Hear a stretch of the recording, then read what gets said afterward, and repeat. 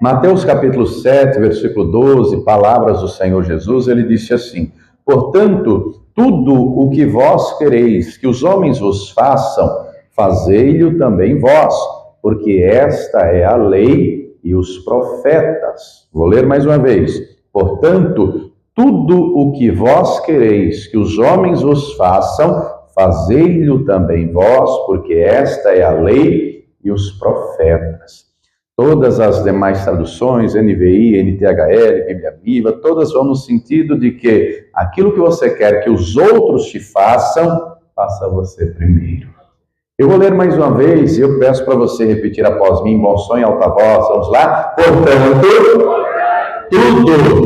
tudo o que vós quereis que os homens vos façam, fazei-o também vós, porque esta é a lei e os profetas. Você crê que o Senhor vai falar conosco? Jogou então suas mãos, por gentileza, vamos dar ao Senhor a sua palavra, amém, salva e palmas para seja Deus. Feche os seus olhos, já aplaudindo, já glorificando, Senhor nosso Deus e Pai, nos bendito, santo, amado e todo-poderoso. Nos unimos, meu Deus, para te prestar culto, para te adorar, para te bendizer, para engrandecer e glorificar o teu santo e poderoso nome. A tua igreja, grata, glorifica. Abre os céus agora, meu Deus, e receba o louvor da tua igreja. E por essa mesma abertura, vai derramando a tua graça, a tua bênção, a tua virtude e o teu poder. Ninguém vai ter ouvido o homem falar, eu não tenho nada a dizer, queremos ouvir a tua voz, a tua palavra, quando então os lábios do pregador, a boca do mensageiro, que o Senhor cresça, remova pela barriga, pelo obstáculo, e envie a tua palavra com poder e autoridade, e que a tua palavra agora e produza o resultado para a glória sendo enviada, em nome do Senhor Jesus. Diga amém, Senhor. Então, teu assento, por gentileza, mas preste muita atenção. Se você trouxe aí papel e caneta, tome nota do que vai ouvir e aprender. Se trouxe o celular, coloque no modo avião, abra o bloco de notas e tome nota. Deus quer a palavra dele não somente no papel ou no meio digital, mas no nosso coração. Amém?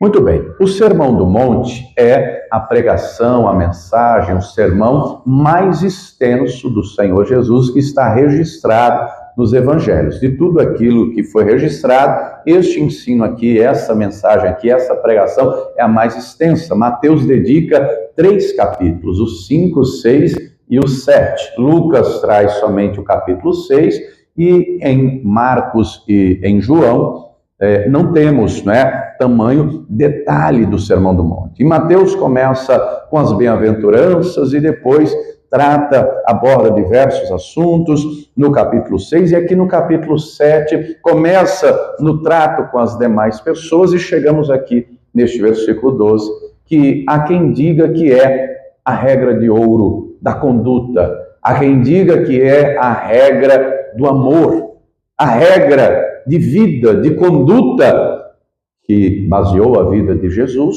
porque ele não só falou, mas ele fez, e é a regra que deve guiar e conduzir também a nossa vida. Qual regra? O que você quer que o outro faça para você, faça você primeiro.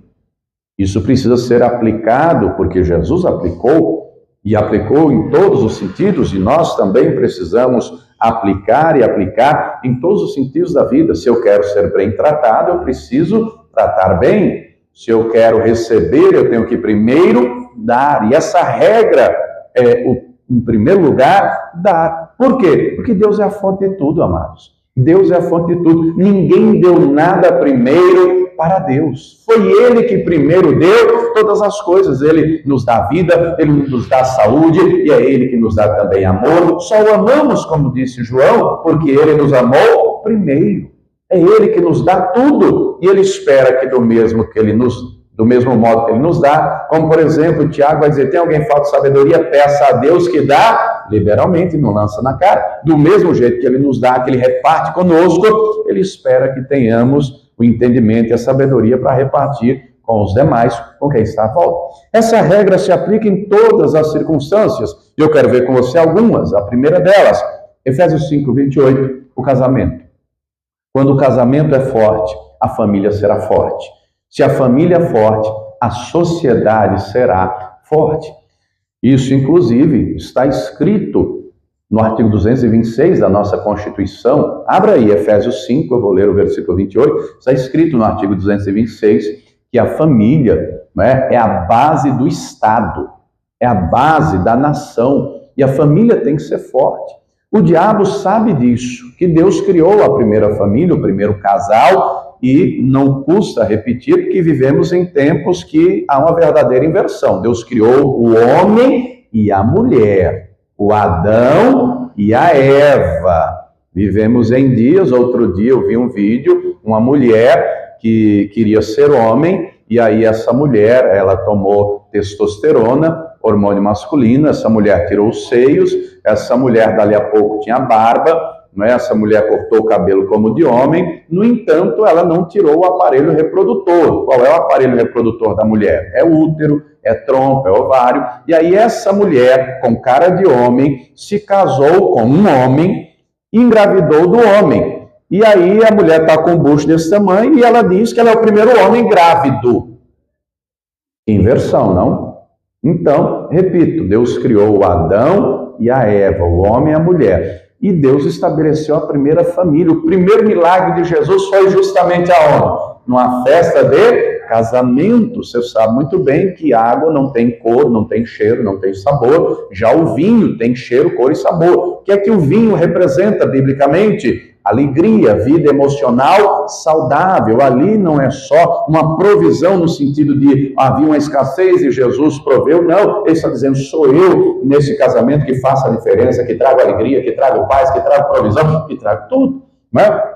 Efésios 5, 28, então está escrito assim: assim devem os maridos amar a sua própria mulher como a seu próprio corpo. Quem ama a sua mulher, ama-se a si mesmo. Versículo 33. Assim também vós, cada um em particular, ame a sua própria mulher como a si mesmo, e a mulher reverencie o marido. Um tem que amar o outro, um tem que respeitar o outro, porque quando casa faz voto, sim ou não? De amar, de respeitar, de honrar e tal. Na alegria e na tristeza, na saúde, na doença, na riqueza, na pobreza, em todos os momentos, até que a morte separe. Então, isso precisa ser aplicado. Lhe recomendo a leitura, em primeiro lugar, é claro, da Escritura, da Palavra de Deus, mas em segundo lugar, leia aquele livro chamado As 5 Linguagens do Amor.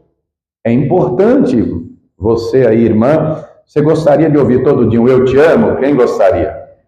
Não? Misericórdia, você não gosta? Minha mulher gosta de ouvir todo dia, e eu falo para ela todo dia, e eu falo não só para ela, falo para os meus filhos, né? E aí, à medida que eu vou falando, eles foram aprendendo e também falam, mas eu mostro que amo não só com palavras, eu mostro que amo servindo, fazendo as coisas, eu mostro que amo presenteando quando posso, né? Leia o livro, que o autor fala disso e fala de outras coisas, depois você lê lá. Então, o marido tem que amar a esposa, porque se o marido ama a sua esposa, tem que amar como o próprio corpo, porque a Escritura diz que os dois se tornam uma só carne, uma só carne. Então, da maneira que eu quero que a minha esposa me trate, eu tenho que tratá-la.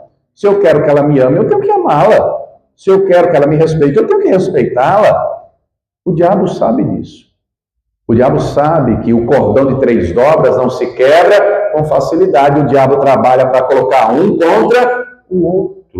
E aí, uma agenda, né? Já ouviu falar em guerra de sexos, já ouviu falar em feminismo e tanta coisa, inversão de valores.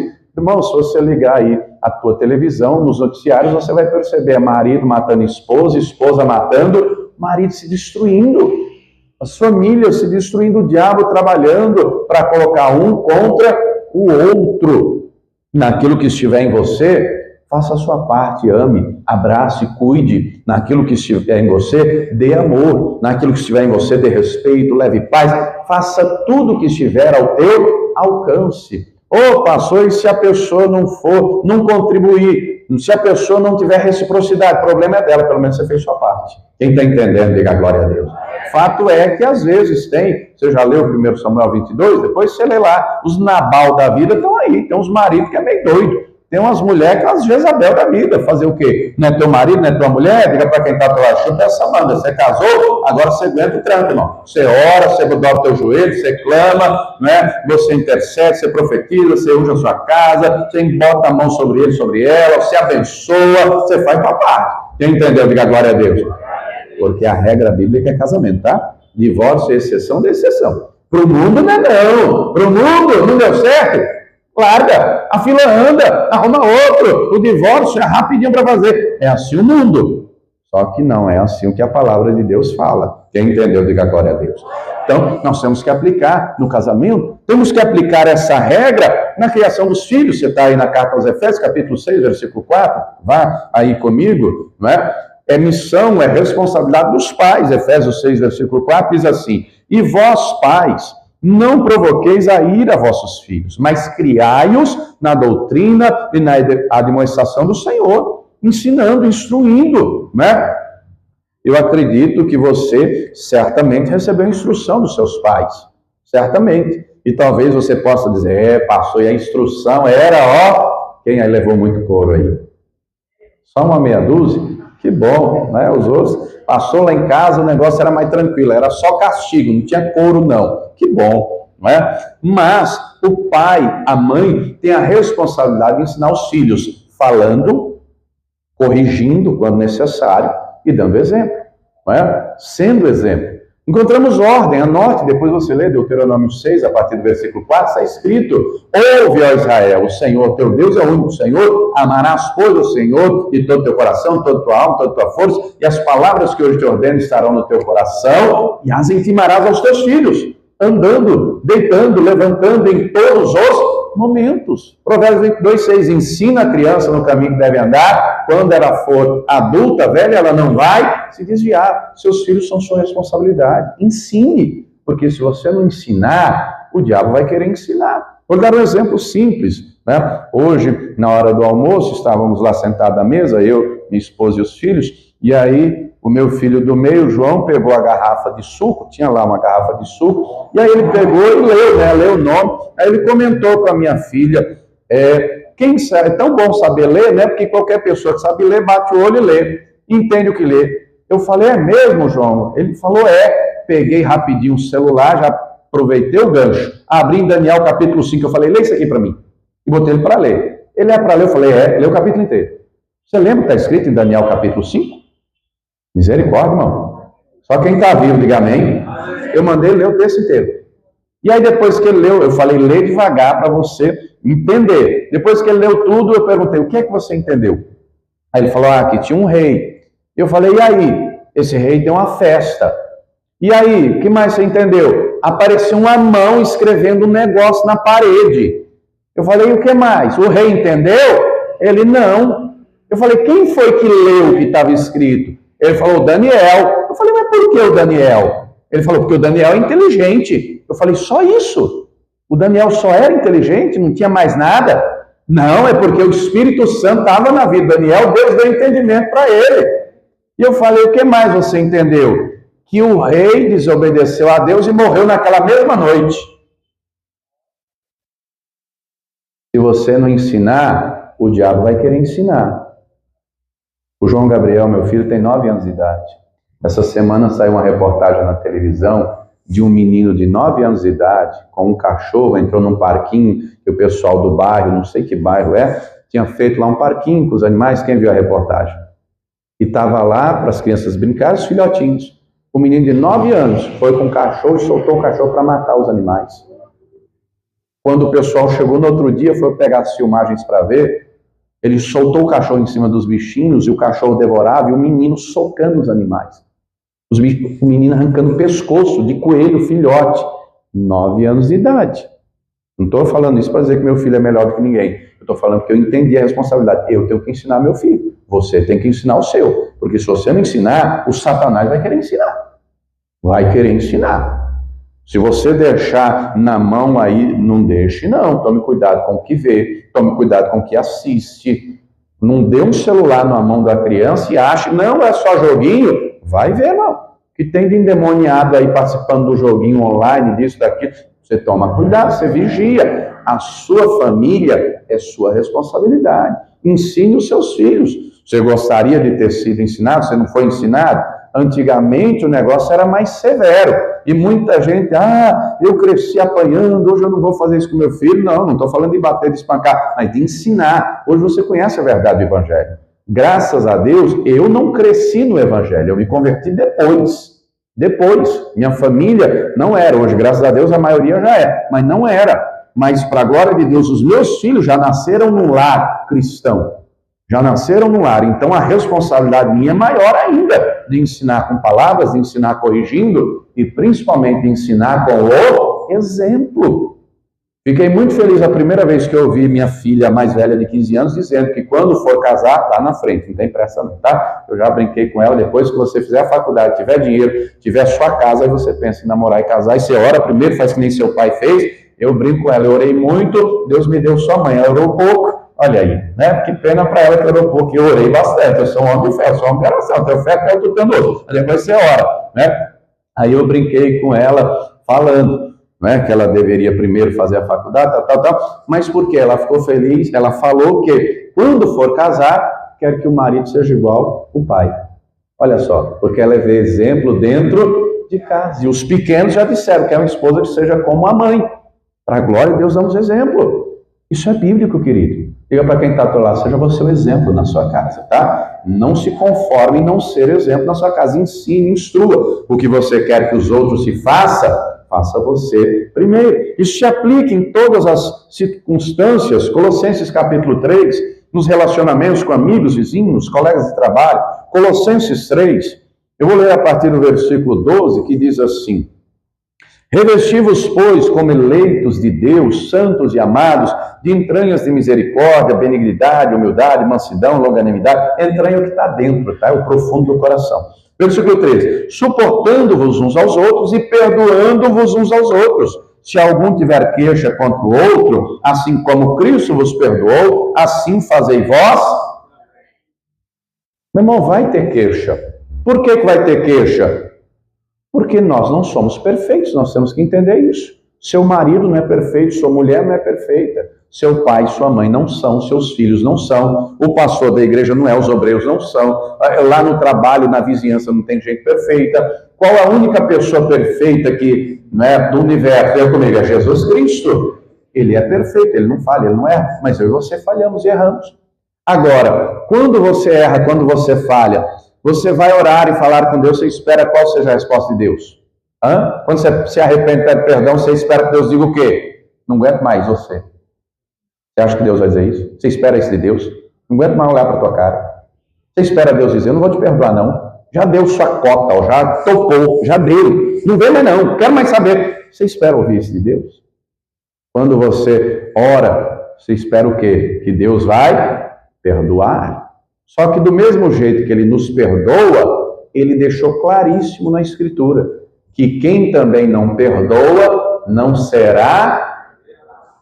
Ele ensinou um modelo de oração simples, curta e objetiva, deixando claro: Pai, perdoa as minhas ofensas, as minhas dívidas, como eu perdoo aos meus devedores. Não foi só nessa oração, não, está cheio de texto no Evangelho, Jesus deixando claro que quem não perdoa também não é perdoado. Texto ele falando, exemplo, parábola, tem um monte de coisa. Versículo 14, você pode ler junto comigo? E sobre tudo isto, não, só quem está vivo, sobre tudo isto, revestidos de amor, que é o vínculo da perfeição. Eu tenho que me revestir. Eu tenho que guardar o meu coração, porque é do coração que procede as saídas da vida. Então eu tenho que guardar o meu coração para que os outros não me firam, mas também eu tenho que vigiar para não ferir aos outros. Versículo 23. E tudo quanto fizerdes, fazei-o de todo o coração, como ao Senhor e não aos homens. O contexto aqui dos versículos anteriores, Paulo está falando de trabalho, está falando de serviço. E está falando, né, de servir. Nos tempos bíblicos, e assim como recentemente na nossa história, você bem sabe que havia escravidão mundo afora, e havia escravidão, inclusive no nosso país. Você sabe quem aboliu a escravidão foi a princesa Isabel, em maio de 1888, não é? Tem pouco mais aí de 100 anos. Mas muito bem, no tempo bíblico já havia a questão da escravidão. E a ordem aqui, né, quando você for servir, o que você for fazer, faça de todo o coração. No seu trabalho, no seu cargo, na sua função, faça bem feito. lhe recomendo depois a leitura da carta de Paulo a Filemão. Filemão é uma pessoa, tá? É um homem. Filemão não é uma cidade. Éfeso é cidade, Filipos é cidade, Colossos é cidade, Galácia é uma região, né? Você lê a carta aos Gálatas. Galácia era uma região com várias cidades. Filemão, ele tinha um servo, ele tinha um escravo chamado Onésimo. E o evangelho chegou até aquela casa. E o Onésimo, quando ouviu o evangelho, ele pensou: se o Filho vos libertar, verdadeiramente sereis livres. Eu sou livre então. E ele se autoconcedeu alforria. Ele se autoconcedeu libertação. Ele fugiu. Ele foi atrás do Paulo. Quando ele chega lá no Paulo, o Paulo diz: não, meu filho, você entendeu errado. Jesus te liberta da escravidão do pecado. Mas se humanamente você é escravo, você tem que voltar para o seu Senhor. Você tem que servi-lo, servindo a Ele como se estivesse servindo a Jesus Cristo. E aí, o Espírito Santo impele Paulo a escrever a carta a Filemão. E a dizer a Filemão que Filemão deveria tratar o Onésimo como irmão em Cristo. Por quê? Porque no tempo bíblico, e assim como no decorrer da história, escravo era coisa, era objeto. Poderia ser punido, açoitado, morto, e ninguém iria fazer nada, porque o escravo era do dono. E aí, a carta é escrita no sentido de um tratar o outro com amor, como irmãos em Cristo, mesmo um sendo o Senhor e o outro sendo o escravo. Quem entendeu, diga glória a Deus. Essa regra de ouro, então, Romanos 13, Paulo entendendo ela, ele resume em uma palavra. Eu quero ler com você Romanos 13, a partir do versículo 8. Romanos 13, 8. Qual é a regra de ouro? Tudo aquilo que você quer que o outro te faça, faça você primeiro. Vai lá comigo. Romanos 13, versículo 8. Está escrito assim: a ninguém devais coisa alguma, a não ser o amor com que vos ameis uns aos outros. Porque quem ama aos outros cumpriu a lei. Com efeito, não adulterarás, não matarás, não furtarás, não darás falso testemunho, não cobiçarás, e se algum outro mandamento, e eram 613 do que fazer e não fazer, tudo nessa palavra se resume: amarás ao teu próximo como a ti mesmo. O amor não faz mal ao próximo, de sorte que o cumprimento da lei é o amor. Quem ama não rouba, quem ama não mata. E olhe para este mundo. Você acha que o mundo está cheio de amor ou de ódio? O que você acha? A conduta das pessoas, né, evidencia de maneira clara. Sabe por quê? Porque o mundo jaz no maligno, e o maligno não vai se converter. Ele veio para matar, roubar e destruir. Está destruindo os casamentos, as famílias, as crianças. Está aí nas indústrias, está aí nos comércios, está aí nas ruas, né, destruindo tudo. O ódio sendo propagado, seja em filmes, seja em telenovelas, seja, né, nas propagandas, seja nos governos. Está por aí, só não vê quem não quer. Está por aí. Mas isso não deve ser regra na nossa vida. Porque quem é cristão é seguidor de Cristo, é imitador de Cristo. Paulo, entendendo essa verdade, ele vai dizer: sejam meus imitadores como eu sou de Cristo. Aliás, o próprio Senhor Jesus disse, vá lá comigo em Lucas 6, eu vou ler aqui a partir do 36. Aliás, a partir do 27, olha o que Jesus disse. O evangelho, amados, é bonito de falar, mas é difícil de viver. Mas nós temos que praticar. Jesus não nos convida a ser somente ouvintes, mas praticantes, com todas as pessoas. Lucas 6, 27. Mas a vós que ouvis, e quem está ouvindo diga amém. A vós que ouvis digo, amai a vossos inimigos, fazei bem aos que vos aborrecem, bendizei os que vos maldizem, e orai pelos que vos... Irmão, você já sofreu com calúnia? Já falaram mal de você? Já lhe injustiçaram? Já imputaram a você algo que você não fez? Já disseram que você disse algo que você não falou? Terrível lidar com uma situação dessa, não é? Chamaram Jesus de endemoniado, chamaram Jesus de gadareno, comilão, beberrão, não é? O mundo que não conhece a Deus, como é que reage? Como é que reage? Se vingando, pagando na mesma moeda. Mas não é isso que Jesus manda fazer. Não é isso que ele manda fazer. Versículo 29. Ao que te ferir numa face, oferece-lhe também a outra. E o que te houver tirado a capa, nem a túnica recuses. Versículo 30. Dá a qualquer que te pedir. E ao que tomar o que é teu, não lhe tornes a pedir. E como vós quereis que os homens os façam, da mesma maneira, fazei-lhe vós. Se a sociedade aplicasse isso, seria uma sociedade muito melhor. O que você acha? Teríamos uma igreja melhor, um bairro melhor, casas, famílias, uma cidade melhor, um estado, uma nação, um mundo. Você já viu a frase, já ouviu aquela frase, eu quero deixar um mundo melhor para os meus filhos? Você já ouviu isso? Irmão, isso está completamente errado.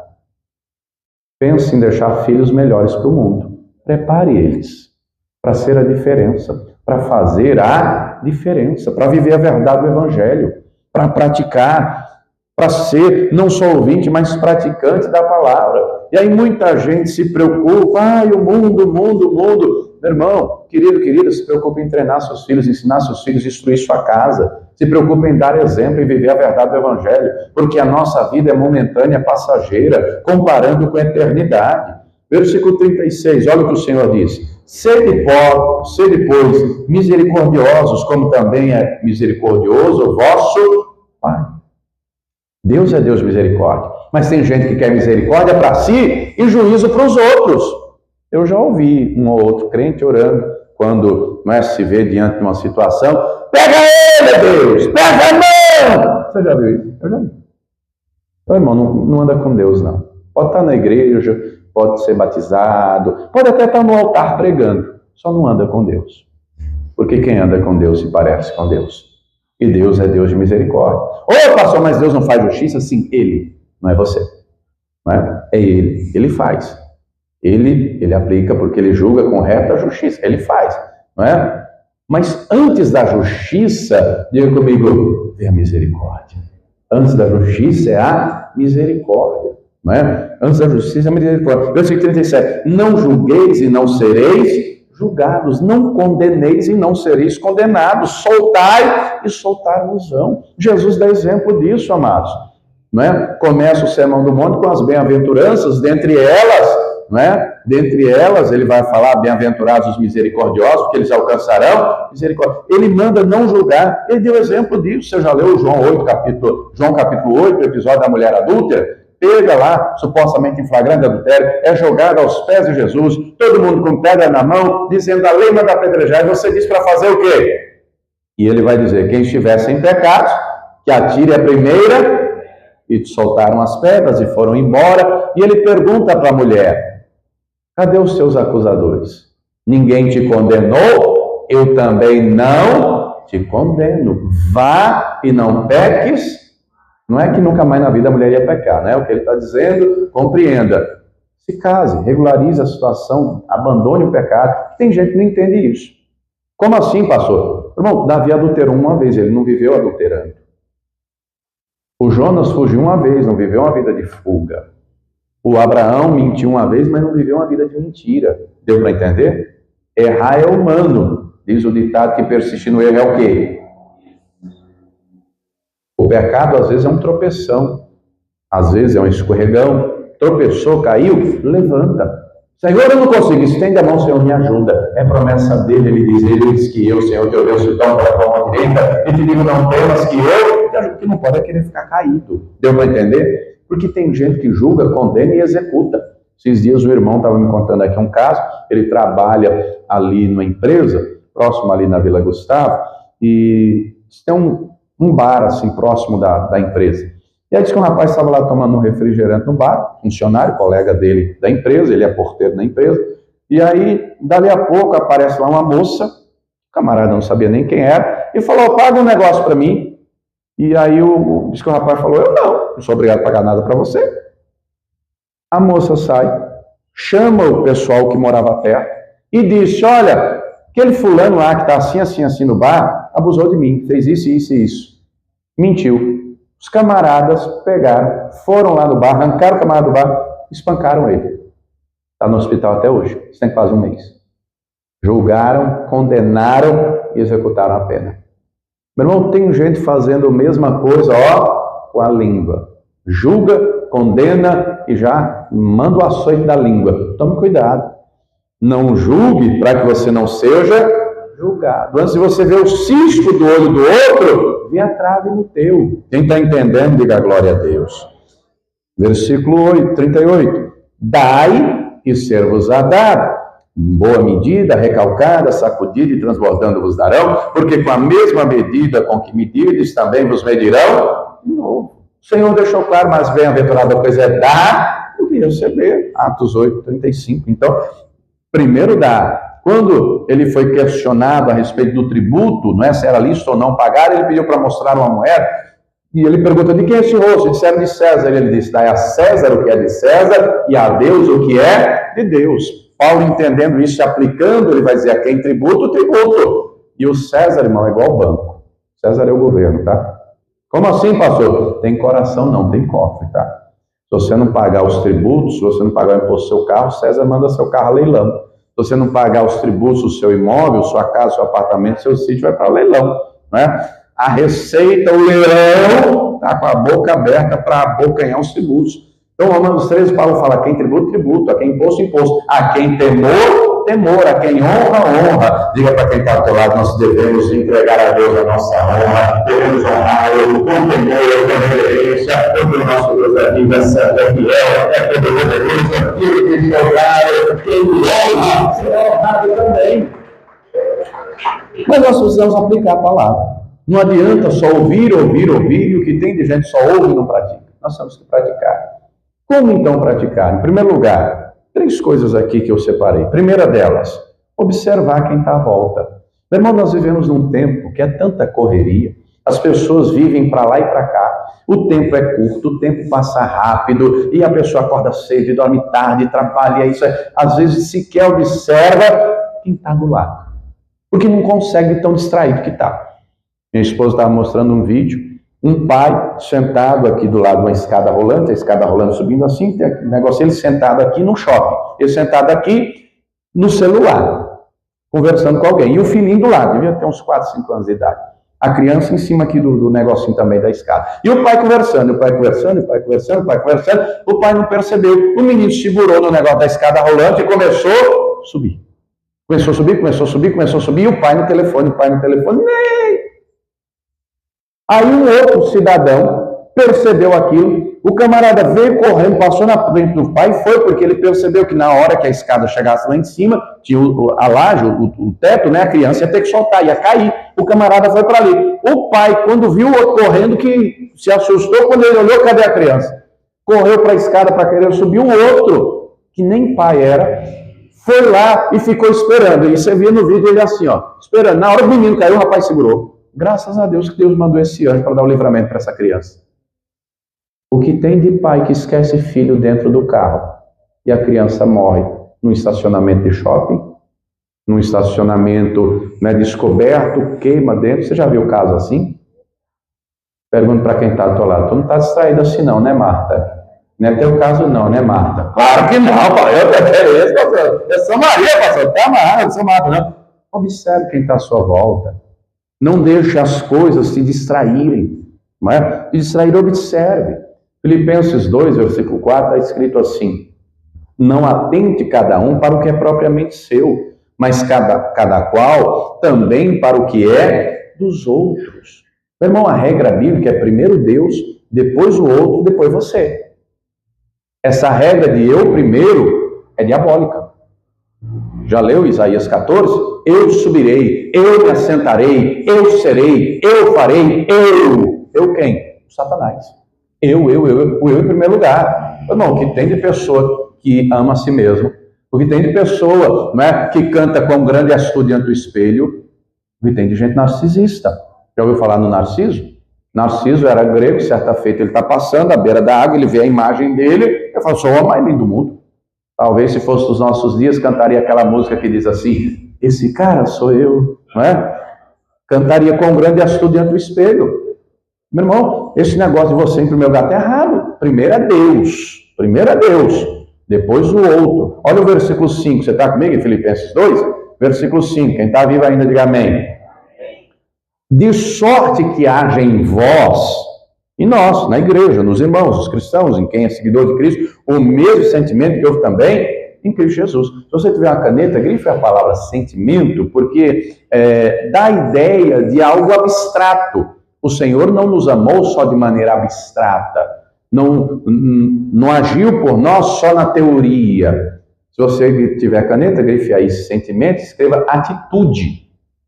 Atitude. Anote também do lado, João 3,16.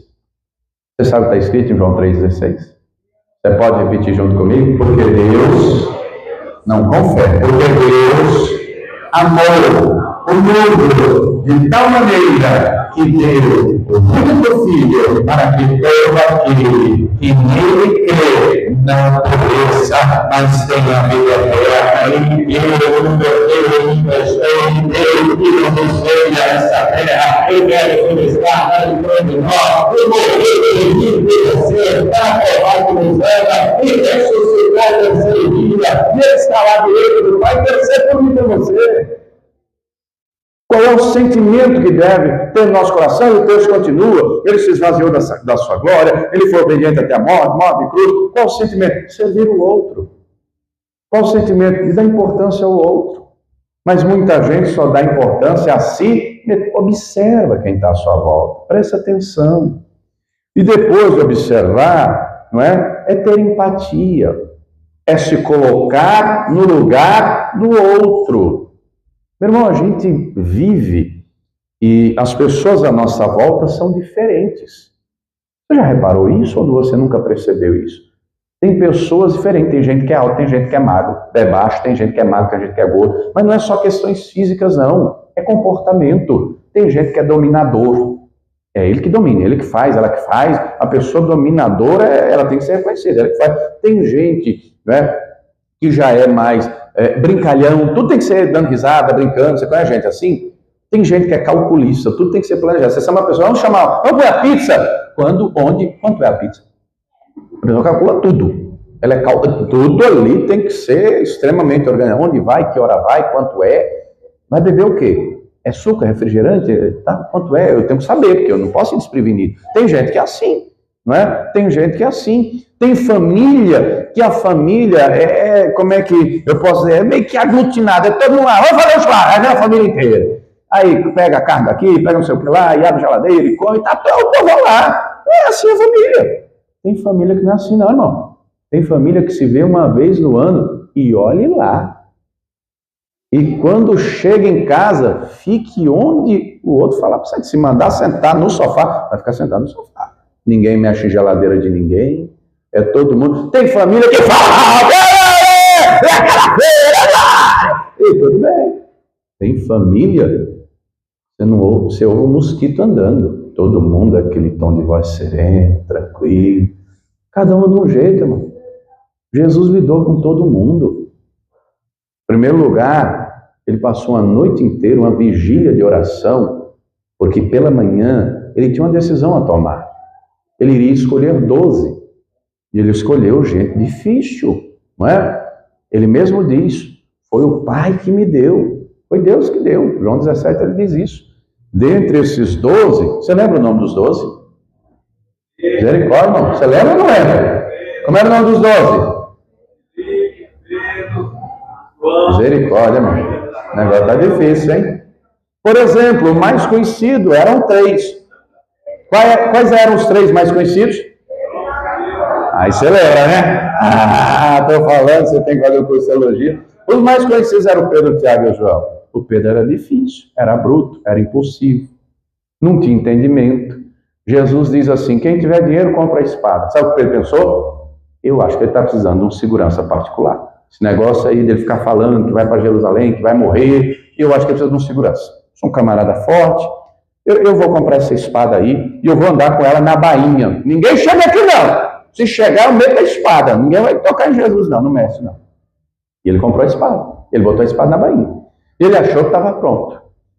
E aí Jesus falando, preparando eles para o que iria passar, o Senhor vai dizer que iria ser morto e tal. Sabe o que o Pedro vai dizer? Eu estou pronto para ir contigo até a prisão. Eu estou no lugar de Jesus, o que você fala? Sabe de nada, inocente. Pedro, quando tu te converter, confirma seus irmãos, antes do galo cantar, você vai me negar? Como é que tu reage diante da ingratidão? Como é que tu reage? Você cuidou de alguém, se deu comida para alguém, se fez tudo para alguém, curou a sogra dele, e o cara jura que não te conhece. O que você faria? Na terceira vez, Jesus estava olhando para ele. O que você faria, por exemplo, com um João, e ó que era o do amor? Senhor, a gente estava indo aí para Samaria e não deixaram a gente passar, não sei o que eu oro para Deus mandar fogo e matar eles. O João, o do amor, era bipolar. O do amor. Ô João, você não sabe o que espírito você é, João? Eu não vim matar ninguém, eu vim salvar. Talvez você esteja dando risada de você mesmo, então cuidado. O João e o Tiago eram os mais ousados, chegam para Jesus. Senhor, quando o senhor sentar no trono, deixa eu sentar direito ou outra à esquerda. Depois ele pegou uma briga. Leia Lucas 22. Tinha acabado de comer a ceia. Não entendiam nada, não sabiam, não tinha o Espírito Santo ainda. Quem dá o entendimento é o Espírito Santo. Começaram a discutir. Por quê? Porque o João queria ficar à direita e o Tiago, ou seja, dos 12 aqui, ó, nós somos caras. Ó, lado a lado com quem reclina no peito sou eu vou ser o braço direito do governo e meu irmão vai estar do lado. Os outros todos queriam a mesma coisa, só não tinham coragem de falar. E aí começou a briga, a discussão. E aí Jesus, para resolver, sabe o que ele fez? Primeiro ele fala, os governantes aí do mundo têm seus servos que os servem, mas com vocês não vai ser assim não. Quer ser grande? Seja o menor. Aí ele não vai só ensinar falando, ele vai ensinar fazendo. Mandou todo mundo sentar, tirou a parte de cima da roupa, pegou uma toalha, uma bacia com água e começou a fazer o quê? Lavar os pés, que era o serviço do menor servo da casa. Jesus fez. Quando chega na vez do Pedro, sempre o Pedro. Senhor, você nunca vai lavar meus pés. Mas se eu não lavar, você não tem parte comigo. Então lava as mãos, lava a cabeça, dá um banho. Não, Pedro, é só os pés. Só os pés. Depois lá na frente no Getsemane, o Pedro está com a espada. Ele não larga aquela espada. E vrala a espada na orelha do mal. E cortou a orelha porque era de noite. Se fosse de dia, tinha cortado o pescoço do mal. E aí Jesus vai dizer para ele, Pedro, guarda a espada, porque quem vive pela espada morre pela espada. Se eu quisesse, eu pediria, meu pai enviaria agora 12 legiões de anjos. Meu irmão, 12 legiões, cada legião são 6 mil. O exército romano, cada legião tinha 6 mil soldados. Eram 72 mil anjos. Se um que o Ezequias orou, Deus mandou um, já destruiu o exército inteiro, imagina 12 legiões, você tem noção do que é isso? Mas era necessário Jesus morrer na cruz. O Pedro que não entendia isso. Negou 3 vezes, jurou, mas diga para quem está do teu lado, tem jeito para você, viu, Pedro? Tem jeito para você, viu, João? Diga assim, tem jeito para você, Tomé. Não fala do Judas, não, porque o Judas se enforcou. Mas, enfim, o Espírito Santo depois veio. Depois que o Espírito Santo veio, meu irmão, esses homens se tornaram outros homens. Agora com entendimento, agora com sabedoria, agora com unção. Jesus lidou com gente difícil. Diga para quem está do teu lado, o teu Pentecostes vai acontecer também. O Espírito Santo virá sobre a tua vida. E aí você vai ver o aquele que você vai entregar, e você vai dar, e você vai fazer, e você vai amar. Tudo o Senhor vai para você. Deus lidou com gente difícil. Fora os 12, era fariseu, era saduceu, era publicano, e ele foi dando, ele foi semeando, ele foi fazendo, não é? Coloque-se no lugar do outro, sem empatia. Certa feita, depois você lê Lucas 7, o texto diz que ele, uma grande multidão, estão indo para a pequena cidade de Naim, e vem de lá, rumo fora da cidade, um cortejo fúnebre, uma mulher viúva, com um único filho, que agora está morto. E o texto diz que todos choravam, mas está escrito que Jesus moveu-se de íntima compaixão. E disse para ela, não chore. E ele foi lá e disse ao menino, jovem, levanta-te! E o menino que estava morto, ressuscitou. Mas ele teve compaixão dela. O que é compaixão? É se colocar no lugar do outro. Ô, meu irmão, isso falta para tanta gente. Diga para quem está ao teu lado, não pode faltar na tua vida, tá? Porque se faltar, você vai matar o rebanho que está na tua casa. Se faltar, você vai levar trevas na sua casa. Isso é perigoso. Tem ovelhas perdidas porque não tem quem ame dentro de casa. Você está achando que o diabo está para brincadeira? Não está, não. Os demônios estão aí aos montes. Jejue um pouquinho que o Espírito Santo te mostra. Estão aí aos montes. Não é para você matar as ovelhas que estão na sua casa. A palavra diz, aquele que não cuida dos seus, e principalmente os da sua casa, é pior do que o infiel e negou. Cuide das ovelhas da sua casa. É sua responsabilidade. Seja você igreja, e igreja é coluna e firmeza da verdade. Aqui dentro é muito fácil, o ambiente é propício. É ser igreja dentro de casa, dentro do trabalho, em qualquer lugar. Coloque-se no lugar do outro. Às vezes a pessoa não está no dia bom, às vezes ela está mal, às vezes ela não dormiu bem, não é? Compreenda que a alma é gangorra, é montanha-russa. Uma hora está lá em cima, é roda gigante, outra hora está lá embaixo. Coloque-se no lugar do outro. Se aproxima de Jesus um leproso, lê o Evangelho. Lepra não tinha cura. O camarada ajoelha diante de Jesus e diz, se o Senhor quiser, o Senhor pode me curar, o Senhor pode me tornar limpo. E o texto diz que ele estendeu o braço e disse, eu quero. Mas antes de estender o braço, está escrito, ele moveu-se de íntima compaixão. O texto diz que Jesus via aquela multidão que eram como ovelhas que não tinham pastor.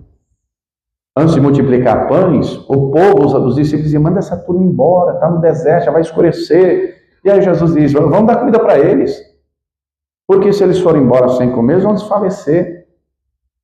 E eles não tinham, humanamente falando, meios de dar comida. O Filipe vai dizer, mas nem 200 dinheiro, 200 diárias de trabalho. Imagine a diária a 100 reais. 200 diárias dá 20 mil reais. 20 mil reais de pão, é bastante pão? É pouco, irmão. Bastante, né? Jesus multiplicou 5 pães e 2 peixes para 5 mil homens, fora mulheres e crianças. Por quê? Porque aquela multidão estava como errante, estava como ovelha sem pastor, precisava de um pastor. E ele é o bom pastor. Quem está entendendo, diga glória a Deus. Ele se coloca no lugar do outro. Então observe quem está à sua volta. Tenha empatia, se coloque no lugar do outro. Seja flexível. Como assim, pastor? Flexível? Tem gente que é mais duro que barra de ferro, irmão. Tem gente que é mais duro que papel de embrulhar prego. E a dureza não é na força do braço. A dureza, tem gente dura. Já lhe contei o exemplo da diaconisa lá de Natal. Deixa eu resumir rapidinho, que já estamos quase encerrando. Uma senhora de mais de 60 anos de idade, cresceu num lar cristão, pai e mãe de uma igreja evangélica tradicionalíssima, uma das primeiras aqui do nosso país, mas o pai e a mãe, sempre duro, severo, nunca abraçou, nunca amou. A moça casou, se tornou moça, casou, tal, o marido do mesmo jeito, duro, e o coração dela foi endurecendo. E aquilo que ela recebeu dos pais, do marido, foi o que ela reproduziu para os filhos. Na igreja, pensa numa diaconisa de conduta exemplar. Chegava cedo, chegava, já ia cuidar dos afazeres, já ia ver se precisava limpar banheiros, precisava repor material, cuidava de tudo, não precisava mandar não, proativa, não precisava mandar não. Mas, aprove a Deus mandar a pastora Maria e eu para lá. E nós gostamos de abraçar. Se você não gosta, que pena para você, eu gosto de abraçar do meu jeito. Se você não gosta, o problema é seu, você faz que nem ela. O que ela fez, pastor? Eu chegava, dá um abraço, diaconisa, ela assim.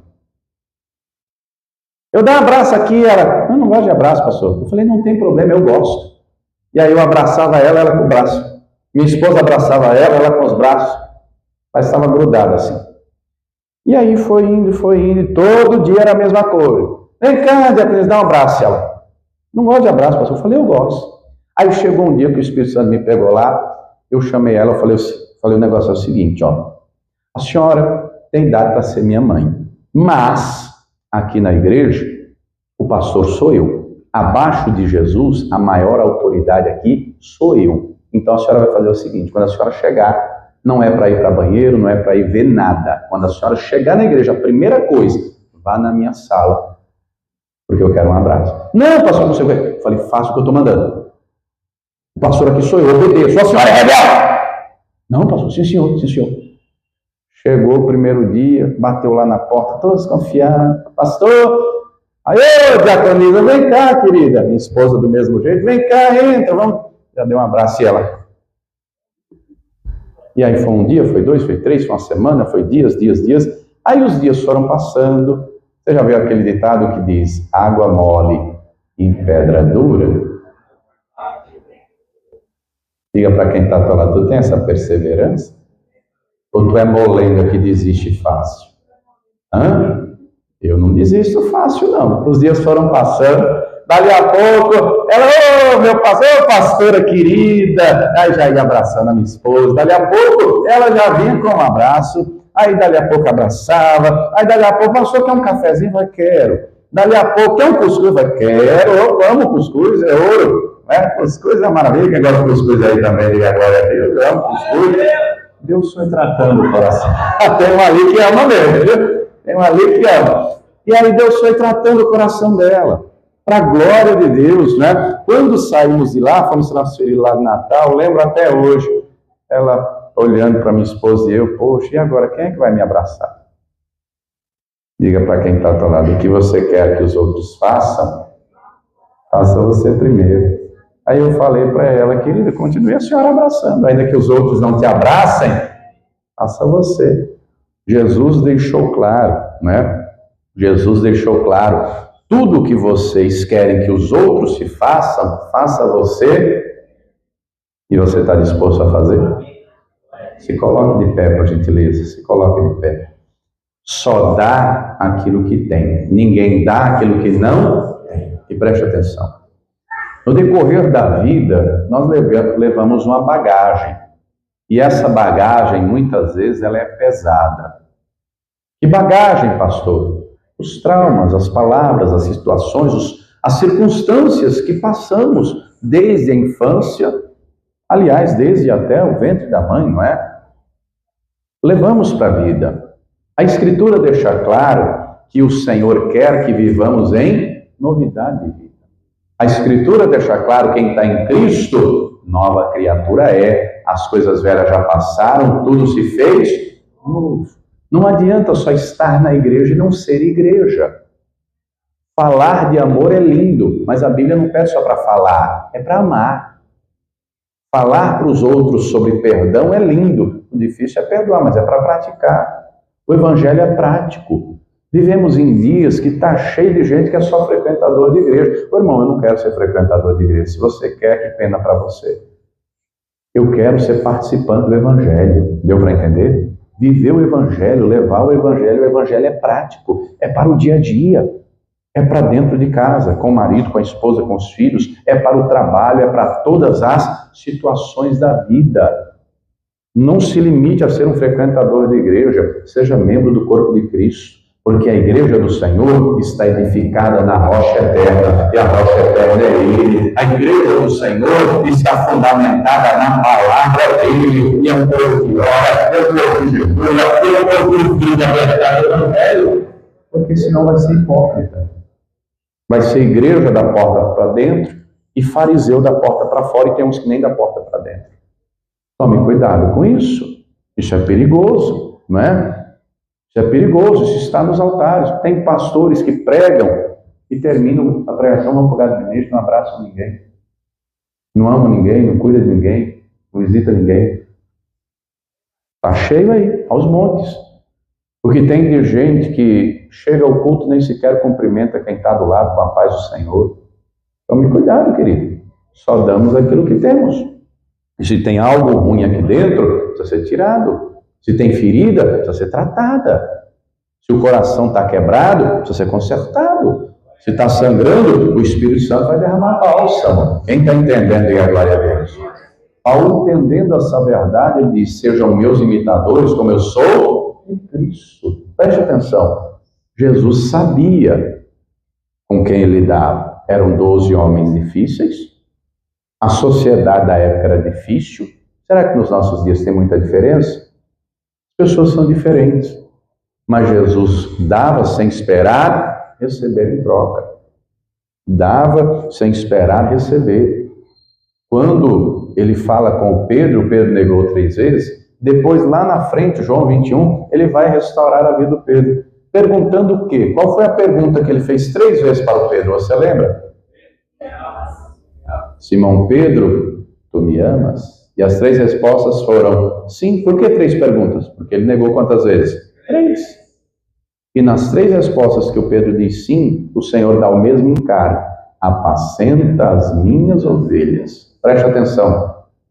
É impossível amar a Deus que não vemos e não amar o próximo a quem vemos. João deixa claro na primeira carta, capítulo 4. Se dissermos que amamos a Deus a quem não vemos e não amamos o próximo a quem vemos, somos mentirosos.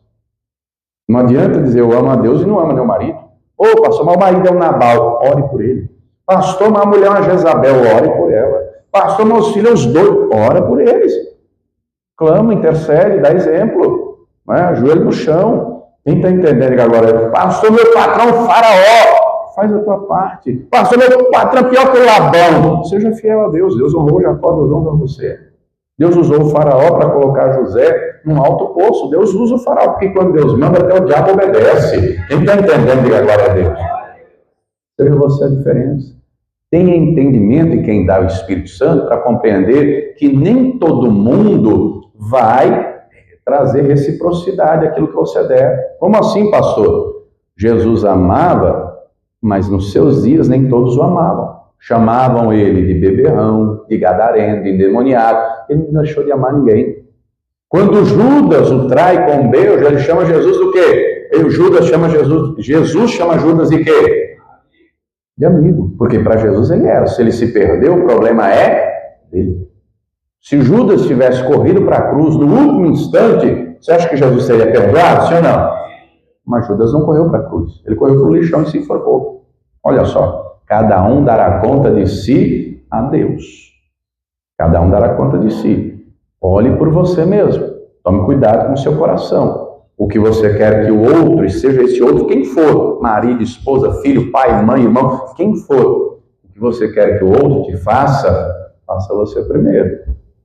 Ô pastor, mas até aqui eu fiz tanta coisa ruim, então você vai colher o que você plantou. Né? Mude daqui para frente, mude a conduta, mude a semeadura, porque quem semeia bem vai colher, ainda que não seja na vida de quem você semeou, Deus vai usar alguém para semear na sua. Se você deu amor para alguém que não te retribuiu, Deus usa outro para dar a você. Se você honrou alguém que não te honrou, Deus usa outro para honrar você. Porque Deus não deve nada a ninguém. Deus não deve nada. Não coloque expectativas em homens, porque homens erram, homens falham. Eu e você falhamos também. Então, coloque expectativa em Deus, porque Deus não erra, Deus não falha. Quem está entendendo, diga glória a Deus. Sozinho não podemos muita coisa, não. Não podemos nada, mas Jesus deixou claro, sem mim nada podeis, mas a Escritura também afirma, posso todas as coisas naquele que me fortalece. E eu pergunto, você quer que ele te fortaleça? Você quer que ele aperfeiçoe a boa obra que começou na tua vida?